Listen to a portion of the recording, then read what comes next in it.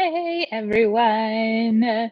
Sorry, I'm once again late. I always say like 8:15 because the night before my girls go down so well, and then the night of it's not the case. But hello everyone. Let me know if you can hear me as always, because that's always kind of an adventure. And thanks for being here. So as always, we'll kind of just talk about our brief topic in the beginning, which is a ton of people always ask me like, how do you leave a room? Because it can be really uncomfortable. And it's uncomfortable, but you get used to it and you figure out a way to kind of work with it when you don't really know what to do in terms of a treatment plan. And you're going to have to step out of the room and up to date or Google yourself like crazy.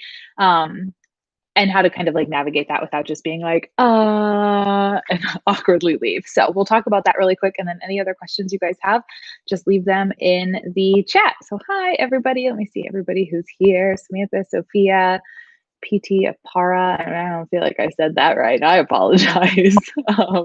So we'll dive right into it. That way for people who are like watching it on the not live, they don't have to hear us on all of this topic if all they want to hear is that. So if you are, and this is mostly as an NP, you could do it as a nurse too, but mostly as an NP when you are unsure of what the treatment plan is going to be.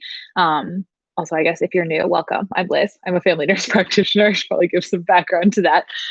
Seriously, this evening has just been like, my brain is like falling out of my head. It's gonna be fine. So you're going to run into situations, especially in the beginning. I still run into it all the time where you're talking with them and then you're like, I have no idea what we're going to do here. So I usually just kind of like talk out loud the whole time that I'm working with people. That way we kind of have like something going so that we sort of have like, even if we don't know a treatment plan, we're kind of like on the same page. And if I get to the point where I really need to leave and go and look something up, because it's going to be better for you to look it up out of the room most of the time, unless it's a really, really quick, like something you could Google. I usually just say, hey, okay, so we're on kind of this page. We're thinking like either an antibiotic or a steroid. I don't know, in this imaginary situation, I can't think of one where that would be it. And I'll say, or like what labs we're going to draw. And I'll say, we're thinking that.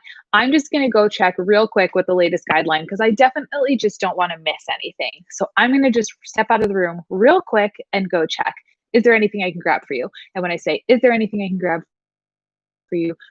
Pretty much all I can offer them is water, but somehow it makes me feel better about leaving versus just being like, peace, I'll be right back. Go check real quick if you need to pull somebody in and have like a little consult with them. Perfect. This is a great time to do it. Look up what you need to look up and go back into the room. Best case scenario, either way is really best case. One, you're either going to say like, okay, yep, like everything I saw agreed with what we said. Like, so here's our plan going forward. We're going to do these antibiotics twice a day for 10 days. Make sure you eat with them, yada, yada. Or if the plan is different than you had kind of powwowed about, like, oh, we're actually not going to give you any medicine. All you get is ice. Then you'll say, actually, like, I'm really glad I went and looked that up.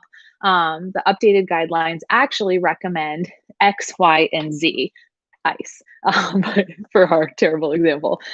So that's kind of how I handle that. And if you guys have any other questions on that, let me know. But that people ask me all the time, like how I say that in order to leave, because it's really awkward to kind of be like, hey, I'm going to go look something up, but people do it all the time. And I've gotten more feedback from people saying like, I would rather you go and look it up rather than just kind of BSing your way through it and being like, I don't really know. So like, this is the plan we're going to go with, even though it's not effective. So hopefully that helps some of you. And if you have any other ways of doing it, I would love to hear how you do it, because it is definitely an art form to figure out how to kind of eloquently, say it in a way that's not just like, I don't know what I'm doing right now, and I'm going to go Google it.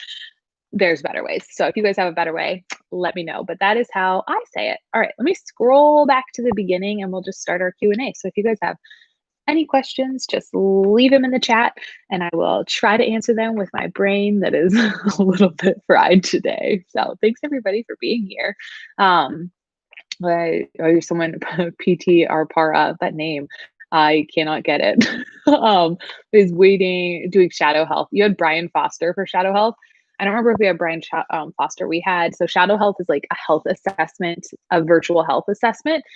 And it's the worst. Fun fact, there's some Reddit things you can Google on Reddit and other websites online. If you look up answers to the forum, not that anyone would do that or that I ever did that, but it'll help you out. Or if you're doing your first shadow health and you get to do it twice, there's a way at the end to like print all the right answers. And then the second time you can go through and make sure to ask the questions in a way that they'll answer. Cause you know how sometimes, I didn't have Brian, I had Tina, and you would go through and you were like, hey, Tina, like, does your elbow hurt? And she was like, no, I don't smoke. And you're like, Tina, that's not what I asked you.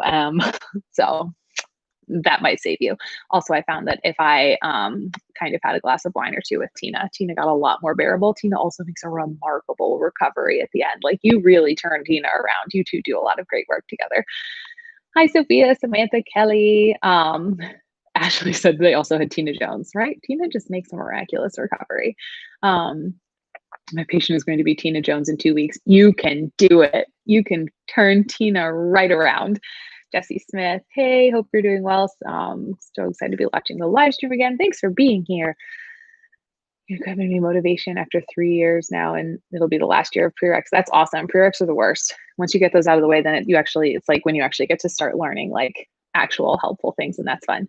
Diva Faustini, does anyone know what my lipstick is? Oh, thanks, friend. It's Maybelline Super Stay Matte in the color Seductress. That's pretty much what I wear almost all the time. Every now and then I'll add a different color in, and I can't remember what it is right now, but most of the time it's in that color Seductress, and I just put on a tiny bit. I don't put on a lot, and it lasts all day. It's the best. Let's also see. Oh, I scrolled wrong. Totally forgot about the stream in your background, and your voice scared me. That would be terrifying. I'm so sorry. Hi, Brianna, Jade, M. Favorite part of Tuesdays. Oh, thanks. I'm in my last semester of FNP school. This is Abigail, and I was wondering the answer to this question this past week. Oh, thanks, Lady T. Hi, Lady T. Shane Erickson said, how important is attending a school whose nursing program is accredited compared to one that is only approved by the state's Board of Nursing? I would say it's very important, because if you ever want to go to a different state that requires accreditation, if you ever want to move, basically, then that could be a problem. Also can be a problem when you're applying to grad school. I had a few people that I worked with that went to a school of nursing that was not accredited, but was approved by our Board of Nursing. And they could not, like some weird like mini course series of a bunch of stuff, because they then wanted to go on to be a grad school, and they couldn't do it because their school was not accredited. So I would 10 out of 10 recommend going to an accredited school. And you can find out there's 2 bodies that accredit people. I don't remember what they are off the top of my head. One is like the most popular, but the other one does some other ones. I know this is not very helpful. I cannot for the life of me remember what they are off the top of my head, but I would try to go to a nursing school that's accredited. And said, any advice on figuring out what kind of NP you want to be? I have no idea what I want to choose. So I would just kind of like dabble in your like nursing jobs and until you kind of figure it out, and it'll kind of become apparent, like through, like if you're on meds, say you're working med surge, you're going to eventually realize like, oh, I like more of, I like being inpatient. I like the acute care setting. I like this hospital schedule. Or you're going to be someone who's more like me, who I was like, I don't want to work hospital schedules for the rest of my life. So obviously I'm going to have to probably go more primary care. And then I kind of had realized, like, by working in pediatrics, that like, I like kids. I don't like the parent aspect. I like parents, but I don't like that's not what I want. I don't want to do pediatrics. So like, I like educating adults, and I kind of learned that on med surge. So you're going to learn different things, and you're going to find like areas that suit you. Maybe you're working, oh, my shirt's caught. That's cute. Maybe you're working in an ICU, and you're in neuro ICU, and you discovered you love neuro. So maybe you want to go become an FNP or an adult gero NP. That way you can like go down and do neuro. So it's really just kind of like what you're exposed to, and you're going to realize what you love.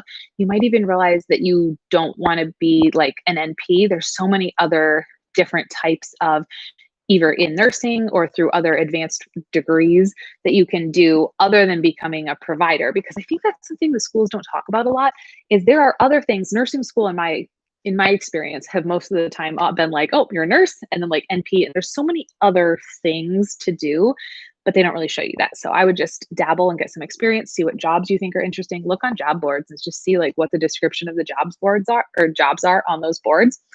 something might seem interesting to you. But I thought it was helpful to kind of dabble because the thing I ended up doing was very different than what I would have thought I would want to do. Jacqueline said, hi, curious what your thoughts are on care concierge type practices. Care concierge. So is that like when you pay a monthly fee? This is my understanding of it, is you kind of go and you pay like a monthly fee. And then you have like access to them all the time. That seems good for the patient, and sounds like a nightmare to me. Like, I would not want someone to be able to call me all the time and be like, hey, hey, hey. Like, that just seems like a lot. So personally, I would probably not, but that sounds awful to me, but I'm sure it's wonderful for the people. And if that's what you want to do, like, it would totally depend on your clientele. You know what I mean? Because you could totally have the people that are just like chill and like every now and then they need you and like, that's fine. And then you're going to have the people who are going to need you all the time. And that would be what I would be afraid of. I've had doctors look things up in the room with me and it doesn't bother me at all. I'd much rather that than guessing. Yeah. And I think there's nothing wrong with, Jade, thanks Jade for adding that. There's nothing wrong with looking it up in the room. I find that I just feel very flustered when I'm trying to look things up. Now, sometimes like with people I even know more and I have a little bit more rapport with, I'm like, I'm just going to double check this real quick. And I feel fine sitting there. But when I was new, I felt so flustered, and like them looking at me, I felt like it was like, like time was just ticking. So I found it easier to just like step out of the room and then go back. But that's obviously not everyone. And then it's kind of just, so looking it up in the room is fine too, whatever you're more comfortable with. Itamar said, watching here in Brazil. Oh, that's exciting. Good evening. Now my best friend from South Carolina. Oh, thank you. I'm not going to try to pronounce your name because it would just be rude, but I would love to hear how it sounds. Thank you for being here. Ethan, as a new grad nurse fresh out of nursing school, how do I specialize? You just get a job. That's really all you do. You get a job, and then that job should train you and you're kind of like a stem cell when you graduate from nursing school, and wherever you work is going to kind of specialize you. And then you can kind of go over here and get specialized in something else. So you are moldable into absolutely whatever you are. Also, thank you, Kirsten, for your time and knowledge. All of it's so valuable, and you're making a difference for so many people. Thank you so much. I don't even know what to say. Thank you. That is so sweet. Well, all right, let me see. I really appreciate you guys. You guys are like the best and the sweetest people, and I appreciate you. I'm not gonna cry. I'm emotional today, in case you can't tell. It's been a day. Grace said, hey, I'm going into 10th grade, and I was wondering if you had any advice for me. Are there apps, websites, or things I should be learning now to set me up for success in the future? Biggest things I would say for high school students is just, you want a good science foundation, and statistics is going to be the math class that you really want to kind of nail down. So if you can take chemistry, bio, any of those classes, even like some high schools will offer like AP, like anatomy and physiology, anything like that is going to be really, really helpful for you. Even if it doesn't count for college credit, it's going to give you a phenomenal foundation to then build on. Like, it won't be the first time you're seeing biology or microbiology by the time you get there. So that's just going to be helpful for you later on down the road. And it'll show, when you're on your applications, it'll be like, oh, you obviously have an interest in science, and then volunteer in something people related. So I did all of my volunteer work in high school in like assisted living facilities. They are usually, I found that easier to get into than a hospital. So I tried volunteering in a hospital, but it didn't work. They were like all full. And so, but assisted living facilities would love for you to come in. So I would go in like once a week, and I just sat and I talked with people. I played the piano for them and just talked with them honestly. And they were so grateful. I ended up at the end of the year as like a big community service project with one other girl. We threw like a dance for them, and that looked really good. And I got a lot of people like that looked good. I remember when I was like applying, not to do it to like good look, not that you're doing it to look good, but that I think is a good way to get in to do some volunteer hours versus in a hospital where it can be really competitive. So just something to think about, but really anywhere you volunteer that has people is pretty good. Let me see, Mandy, how do you and your provider handle controlled substances, not just pain meds, but ADD and et cetera? Contracts and drugs screen for all. So this is going to vary greatly by like who you work with. Big institutions, a lot of them have a contract that, so a pain contract is what a lot of them call, and it's basically something where the patient signs it and says like, I won't get other controlled substances from other people without telling you, and they like that you're going to look them up on the state's scheduled drug medication list, and they can drug test you. It's like different of kind of like the particulars are different depending on where you work. We do have a pain management one. We only have it for, it's like any kind of scheduled medication we can do it with. We mostly do it with pain medication. We don't, we every now and then we'll do like a random urine drug screen. And we do check fairly frequently our state's database of like, who else are you getting prescribed drugs for? Because it has come back interestingly before. Most of the time, just a fun fact, when your patient is getting meds like that and they have different ones, it's the pharmacists that honestly catch it, because they're the ones who are like, oh, I noticed that you are getting this wasn't what this person asked, and I apologize. I'll go back to the question, but I just thought this was interesting, and I didn't know it before I started practicing. It's the pharmacist. So shout out to all pharmacists who usually have given me the call and been like, hey, did you know, like, you're giving this person, you know, Norco, and we really don't write a lot of prescribed or pain medicine in the first place, but like, you're giving them Norco, this other person is giving them Tramadol, like all these other people are giving them stuff, and they're usually the ones to kind of bring it to light, and then you look them up and you're like, well, yes, you are getting it, so now you're not getting in more. So shout out pharmacists. But most in terms of like what we do in terms of controlled substances for ADD and ADHD, we have them if they are established at a different practice, like pediatrics, if they age out of their pediatric practice, we just require their records, and then we'll usually continue it. We don't mess with the dose a lot. So if you need to have the dose messed with, we usually send them to psych, and then we'll maintain it. And that's what we do for people who are interested in new onset. Any of that is we have them go to psych, establish there, they do the whole workup. And then once someone's established, then we will maintain it.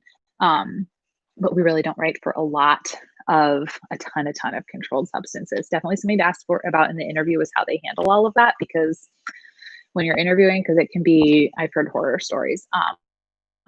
We do a lot of pain management referring there, because it just gets really hard. Let me see. Sophia said, I'm a second degree nursing student and in a 1-year program. That's hardcore. Just finished Q2 with entirely online clinicals. Ugh. Good for you. That sounds really, I can't even imagine a year. My accelerated program was 1.5 years, and that was already really hard. Carl, thank you. McNicky said, Liz, I'm patiently waiting to start my adult FNP clinical hours, which were postponed due to the pandemic. Any recommendation on tips to prepare and review? You can always go through like your leak or any kind of, I used a leak review book, LEIK or LIEK, one of those two. Or I really like any of those podcasts. If you have the video on like healthcare podcasts, like the Curbsiders is a great one. Just like that to just, augment your info and kind of keep you in the space of learning about all of this stuff. Those are awesome. So I would just do little things like that. And then just kind of try to, I know it's frustrating not being able to be in clinical right now, but just trying to kind of enjoy a little bit of it as much as you can. Obviously it's frustrating, but also take advantage of it and watch the Netflix for me. Grace said, you have to be good at math to be a CRNA. Like it's more ratios and conversions of real math. I don't know, friend. I'm not a CRNA. I have no idea.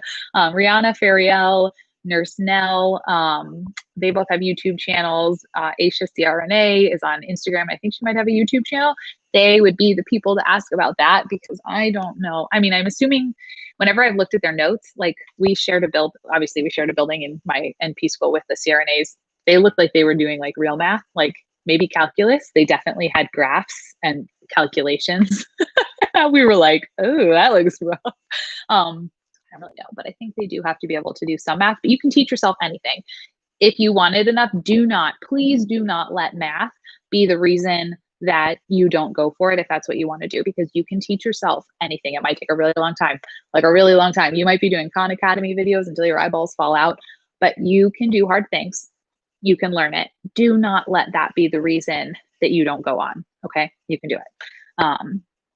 coming from someone who I needed calculus to get into pre-med, and then I didn't even end up doing that. And we survived by the skin of our teeth in Khan Academy. You can do hard things. Kia B said, can a person specialize in pulmonology as a nurse or NP? So as a nurse, so let's talk about nurses specializing. So as a nurse, it's more of a broad degree. It's more like being a physician assistant, where you kind of can go and dabble in whatever you would like to do. You can then get certificates kind of saying like you are really good at being an emergency room nurse or a critical care nurse.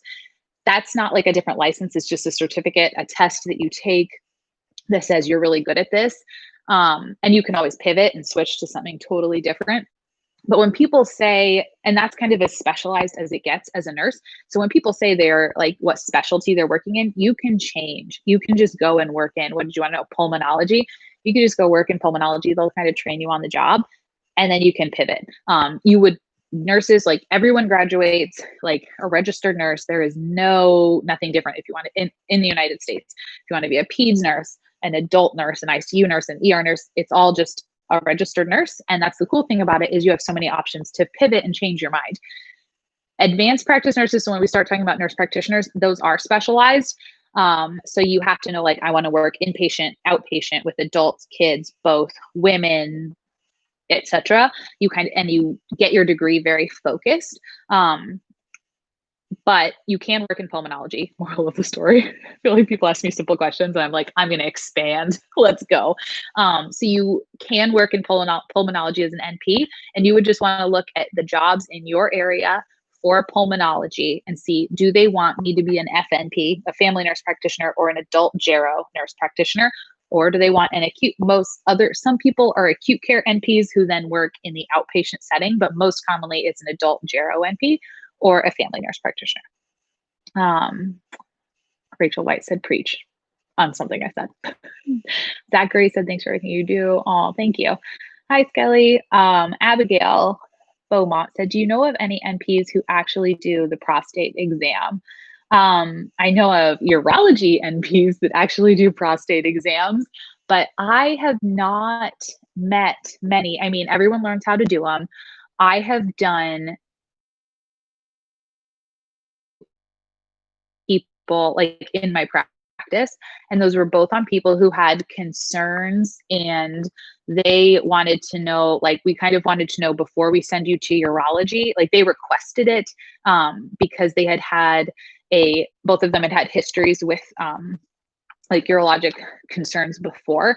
And so in both cases, it made like they were only going to go to urology if it was like, if we felt differences, if that makes sense. So in both cases, yes, but normally if someone is complaining about urological things, I send them to urology. And even with these people, I told them like straight up, I was like, I do not do enough prostate exams to really know, like if I say like it feels fine, you really should still go and have someone who feels prostates all day tell you it feels fine, because I don't do that all day. So I don't really know. But in both of those cases, it was actually like a case where it was like even obvious to someone who doesn't do prostate exams very much, who has done like for my whole life, that it was different. So no, I don't really know anyone who does prostate exams routinely as screening, if that makes sense. For concerns, yes, a lot of people I know still do them, but for just routine screening, Eliana said, I got a bachelor's of science in pre-med. If I go into an ADN program, can I get into a nurse practitioner program, or do I need to get my BSN? Most programs require you to get your BSN. There are very few programs. I don't know where they are, but I have heard people, if you guys don't follow Pat Mac RN, he said I can type it into the, I just typed it into the search on Instagram. He is in school to be a nurse educator. He is a phenomenal nurse educator. He goes through a lot of he's really knowledgeable about different paths to become all the different educational things.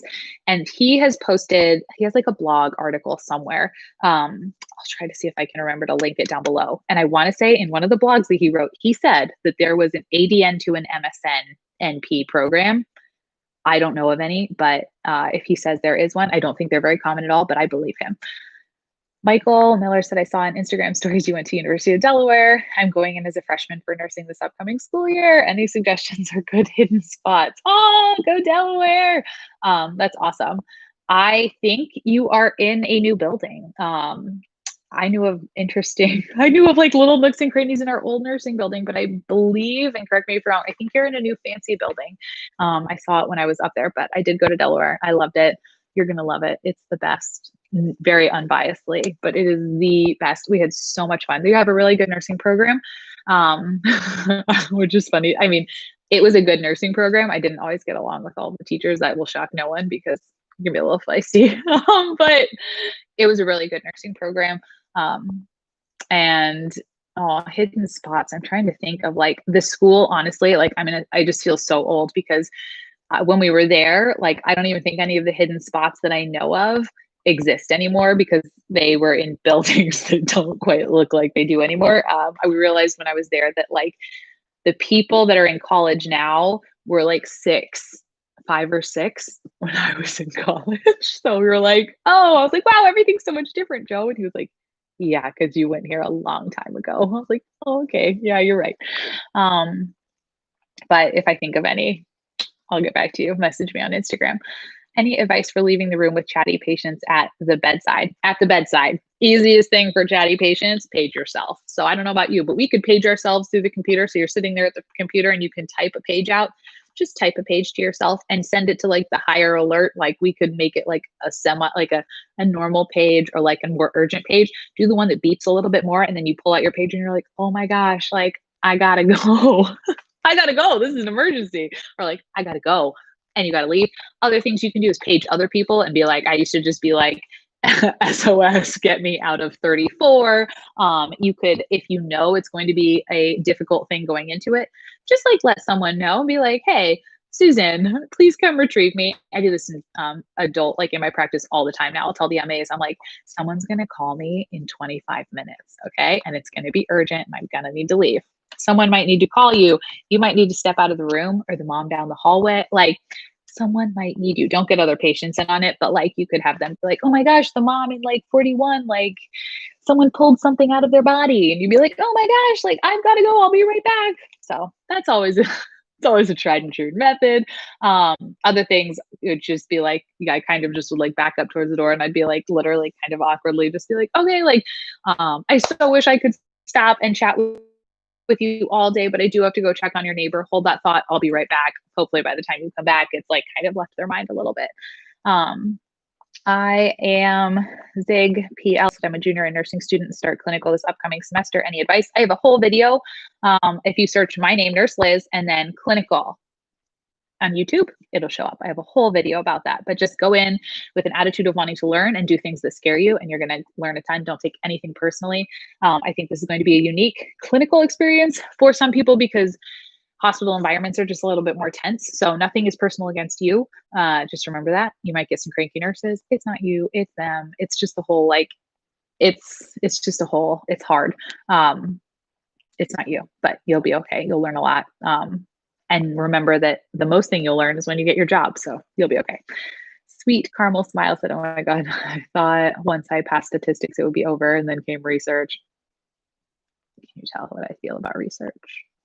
Just statistics. Research is basically just implying statistics to research.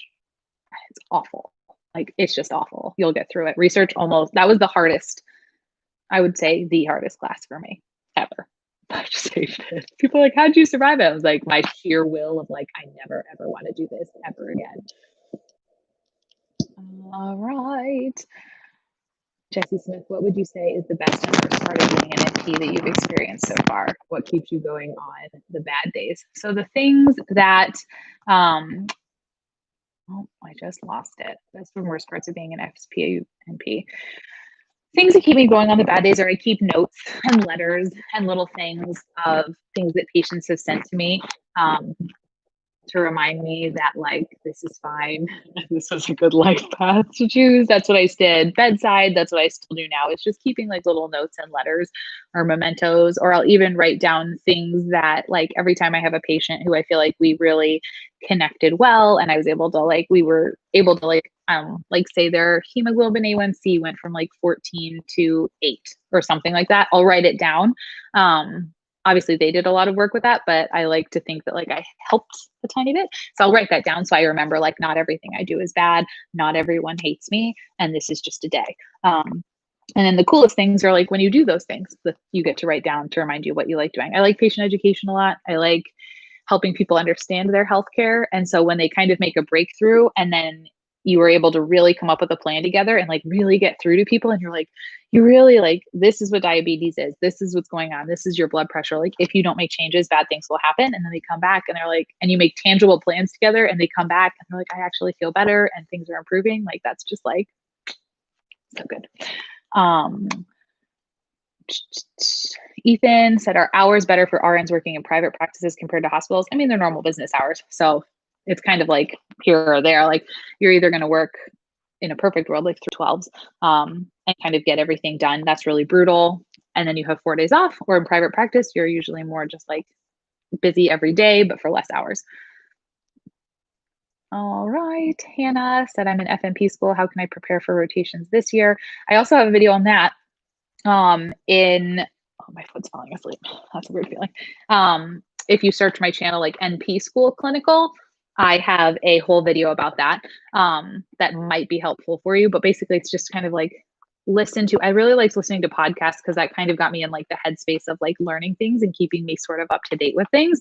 And then just going in with an attitude of like really wanting to learn and not getting overwhelmed when don't get in the headspace of like, I don't know anything, because you're not going to know anything. It took me 500 hours to even feel like I sort of knew something.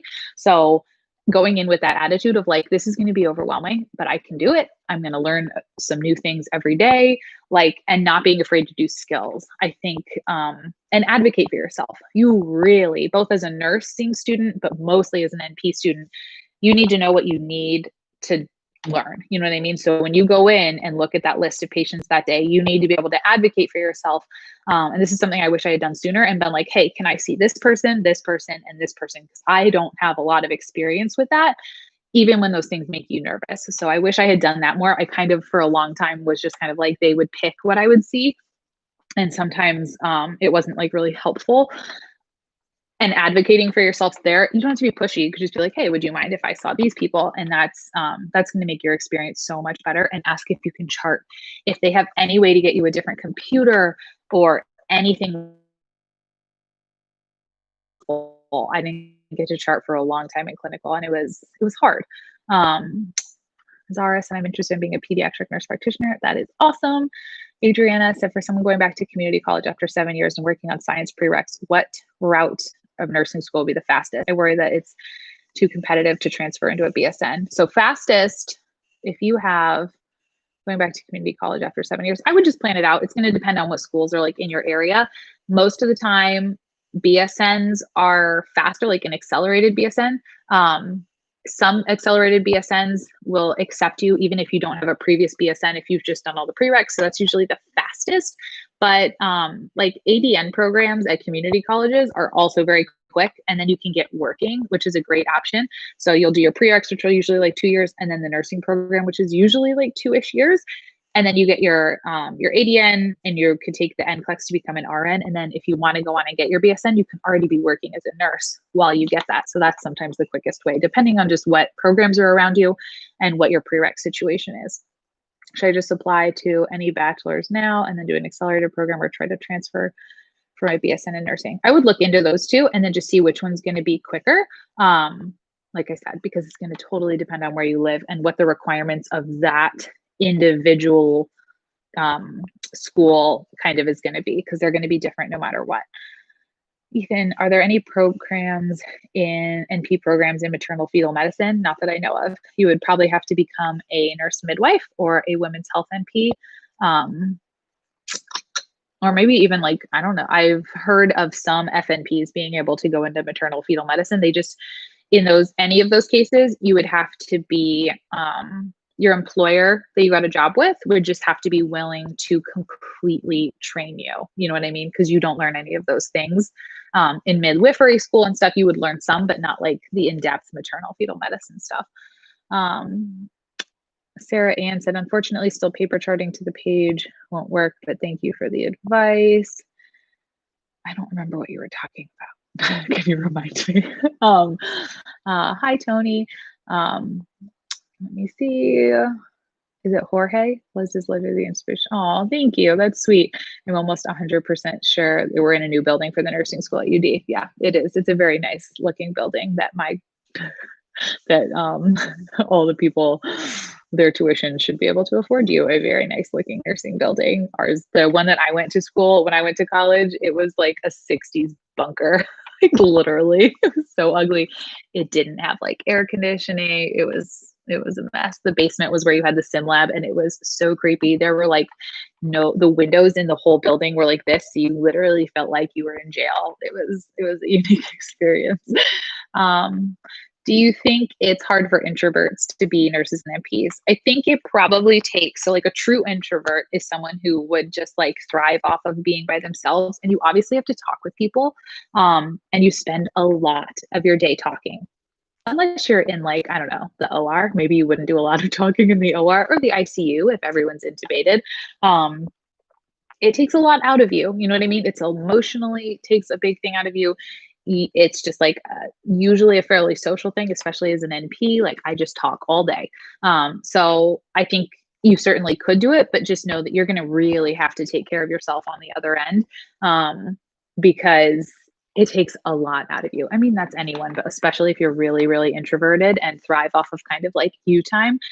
I would say I am fairly extroverted. And when I get home, I don't want anyone to talk to me. I'm like, I am done. Like poor Joe's sitting at home, working from home all day by himself. And he comes home and I come home and he just wants to chat. And I'm like, don't speak. Just let me be by myself for a minute. If you could have, would you have stayed and lived in Delaware, or was it kind of blah? I would not have stayed. It's not blah. It's just like this, at least when I lived there, the public school system was not great. So like everyone was sending their kids to private school or charter schools. And that's not my jam. Oh, Piper's awake. We might have to go in a minute. So I probably wouldn't have my whole family. I just like Pennsylvania more. I like the vibe a little bit more. So I probably wouldn't move back to Delaware because they're neighbors. So if I like Pennsylvania, I would just probably live there. But I know a lot of lovely people who still live in Delaware. So that would be my biggest thing to try to convince me to go back there. Let's see if I can find my phone. I don't know where my phone is. It's okay. Poor Piper. Let me. I think I can text Joe on my computer. Bear with me for a moment. Can you hold Piper? Can you hear Piper? And if Joe can't get her, then we might just have to end a little bit early. Oh, he's coming. Thanks, Joe. The life of small humans. What Tony Rollins said, what would you recommend to get some skill sets? My MSN does no hands-on days. You're going to really have to rely on your clinical, like a lot, and hope that your preceptors are willing to really help you with that. Once you're done, there are like skills workshops to learn how to like suture and do things like that. But that's really hard when your school doesn't do it. What kind of jobs would you recommend for aspiring nurses and NPs that want a low stress type of job? I don't know. If you guys have any ideas of like low stress types of jobs, leave them down below, because I feel like anything outpatient is going to be less urgent. Because obviously, hopefully people aren't like trying to die right in front of you. Maybe community health, home care is probably less stressful. Hospice, depending on how you look at it, because hospice, I found a lot of people who find that hospice is just like a much better pace for them. Because the urgency is usually not there. So if you guys have any other ideas, then let me know down below. Also, sorry about Piper crying. Let me see. I hear her now. Yeah, that girlfriend's not happy. She is not about this life. Um, let me see. I'm going to be serving a majority Hispanic population. What would you advise in learning to speak and understand Spanish as a provider? I used, what was it? Like Duolingo. I took Spanish like all throughout elementary and high school, and my Spanish is, I can understand a lot more than I can speak, but I would not consider it anything that I would feel comfortable using in front of a patient. So I don't really know. I'm a terrible resource there, but I have tried to do Duolingo a couple times because I thought like, oh, it would be really great if I could have more of that language skill set. And now I work in an area, and then I ended up stopping because when I lived in Michigan and even here, Arabic would be, if I had to pick a second language, like Arabic is by far something that most of the patients who don't speak English speak. So I kind of stopped on my Spanish journey. But if you guys know of any good like Spanish language immersion things that could get you up to speed with working with people who speak Spanish, leave that knowledge down below. Let me see. Kayla said, I'm currently in an ABSN program. I want to be an FNP too. Did you ever struggle with hurting patients when starting IVs, procedures, etc.? How do you handle it? Fun fact, I have never, ever started an IV because my nursing school was associated with hospitals. All the hospitals in the area all had IV teams. And so they were like, we're not going to teach you because if you work anywhere around here, you won't need to know how to do that. And if you do, they'll teach you.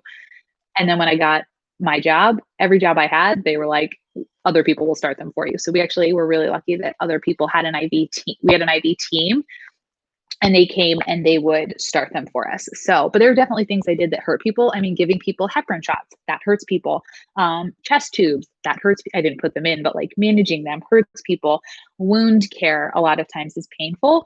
I think just setting the tone for it beforehand, like in the beginning, you probably hurt them more because you're a student. But I think most of those things, if you're going to be causing like discomfort, like no matter what, it's going to cause them discomfort, even if you're new versus you're not, maybe a little bit more if you're new because you don't quite have all the nuance. So with those things, I always just said, like, this is going to be a little bit uncomfortable. Don't try to cover it up. Just like, this is going to be a little bit uncomfortable. Let's go. So I don't have any advice on starting IVs other than I've heard you just have to try a bunch and a bunch and a bunch. And just don't tell me you're new. It'll be fine. Cross your fingers, go in with confidence. Confidence is key. Okay. I mean, make sure you know what you're doing, but like, you got to pretend like you've done this a bajillion times. And that really does give you more confidence to do the skill more, like to do the skill better. You know what I mean? Don't do things that you don't know how to do. Always go get a buddy. But when you are doing those skills, just like power stance, you can do this. Let's see. Hi, Liz. My Prereqs is Victoria. And my classes are offered online for the foreseeable future. Do you think online labs are acceptable for prereqs like biochem, etc.? Yeah, I mean, yeah, I wouldn't worry about it. I mean, you're not going to get the same experience. Like, would it be better in person? Obviously, but like, that's not what we have in life right now. So for, I think nursing school labs, that's a different tangent, but like prereq labs, I wouldn't even worry about it. Just get through. Ethan, do you recommend minoring in anything while in nursing school, or do you think I won't have time? I wouldn't worry about it. Don't even worry about it. No one will care. No one's going to get the other experience you want. I mean, you can if you want, but like, honestly, don't even worry about it. Jobs are not going to be like, oh, great, you minored in Spanish. Like, you either know Spanish or you don't. You know what I mean? They don't care if you have a minor. Abigail said, do you apply for your certificate exam after you graduate or a while and still in school? I have a lot of my classmates who applied, even though we only have 1 month till graduation. Is that for like the NCLEX or for your NP program? Kristen said, thank you for your videos. Oh, you're welcome. I'm an aspiring neonatal nurse practitioner or pediatric nurse practitioner. Do you have any experience, advice about either? I would work with the populations and see what you want to do. Honestly, biggest things are, I mean, they're very different. Pediatric and neonatal nurse practitioner is going to be inpatient. That's the schedule you're going to have. You're going to work in the hospital. You're probably going to do weekends, holidays, maybe a little bit of nights. Whereas a pediatric nurse practitioner, depending on if you work acute or primary, you're going to be in the hospital or out of it. Very different lifestyles. very, very different. You know what I mean? Like neonatal, the NICU is its very own special bubble, a very cool bubble, but it's a very own special bubble. So I would maybe out of graduation, like go into the NICU, see, do you like it? If not, maybe go explore peds, but very, very different. So there's no, a nurse Tori, on Instagram does a lot about like NICU nursing, but I think that's something you really have to just experience to see like, is this your jam? And do you want to stay in the hospital? Because that's what you're going to do if you're a neonatal nurse practitioner. Or and if you don't, then that's probably not the way to go. Abigail said, I know derm is your enemy. That's the truth. But do you have any advice on for a first time dermatologist patient? I've struggled with acne for years and I'm so ready to get it under control. So I've been watching a lot of like random skincare videos lately. I highly recommend diving into that YouTube black hole. Benzoyl, like, so it kind of depends on the type of acne that you have, but traditionally benzoyl peroxide has been what I recommended to patients like before I got into the whole YouTube, and all of this. So like you could try benzoyl peroxide. You could do a face wash with salicylic acid in it. That might also be helpful, but also look at like Dr. Dre on here, Susan Yara. They have a lot of great, videos that if you just YouTube, like getting rid of acne, they'll have a lot of videos, but those are kind of the big ones. And you could always try, I would do a benzoyl peroxide, like any kind of like, a lot of like creams, like acne creams will have that in it. And then salicylic acid. And then just sometimes people will find it's helpful to like chop out dairy, and sugar is sometimes helpful. You could always step it up to like some kind of a retinol product. Don't do that every day. Do that like every couple of days, and just experimenting with your skin and seeing what it likes. Changing your pillowcases all the time is another thing I talk with patients about a lot. Getting, making sure you're washing your face, that there's like trying that. Some patients, it's like a whole thing. So, some patients we end up putting on some medicine. Like sometimes we'll do some aldactone for people. Some people prefer to just go on birth control, and that really helps them a lot. So it kind of depends on when your acne is happening and all of that. But those are just some general tips. YouTube has been how I get through life. But Dr. Dre, Susan Yara, I've been watching a lot of, oh my gosh, what's his name? Hiram, Skincare by Hiram. He's more just entertaining to watch, but those are all. Dr. Dre's a dermatologist. So if you want to go with like a dermatologist recommendation, there you go. That's on YouTube. People saying they hear Piper. I know, poor baby. It said, have you dealt with prejudices, harassment, or sexism in your nursing career? And how do you handle those types of patients while caring for your own safety? Yeah. Yeah, people are always, there's going to be people who make comments, and I would just like shut it down and say like, that's inappropriate, like, and move on. Like pretty much like that. I get that a lot. Like as an NP and as a nurse, you just kind of have to like shut it down and move on. And I think we might have to end very rapidly because I think this baby would like a snack. We'll do 2 more questions and then we might have to wrap it up for this time. Jesse Smith said, any recommendations for a nursing school personal statement? I have a whole video and I liken it to dating. So I think it was one of my fun videos. I think so. I don't know if anyone else agreed, but if you look at nursing school admission essay and then my name, it will pop up and it kind of walks you through the steps of writing an admission essay and what to kind of look for, what to pull from them, and how to like match yourself to your school and write a really good personal essay. At least I think so. And then Kristen, will do your question and then we will go help this baby. Kristen said, I'm about to apply to nursing school and I'm nervous about the strength of my recommendations. How do you think nursing school takes recommendations into consideration?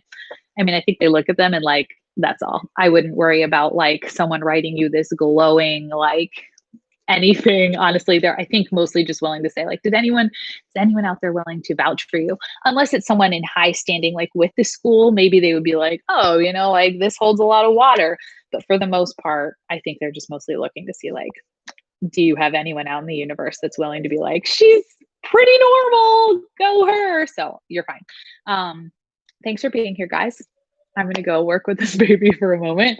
I appreciate all of you hanging out, and we'll see you again in 2 weeks. If you guys have any other ideas of things you want me to talk about, like in the beginning of these videos, you can always let me know, like leave them in the comments, and we can do like a mini, like a chat about whatever, like whatever or just ask them here.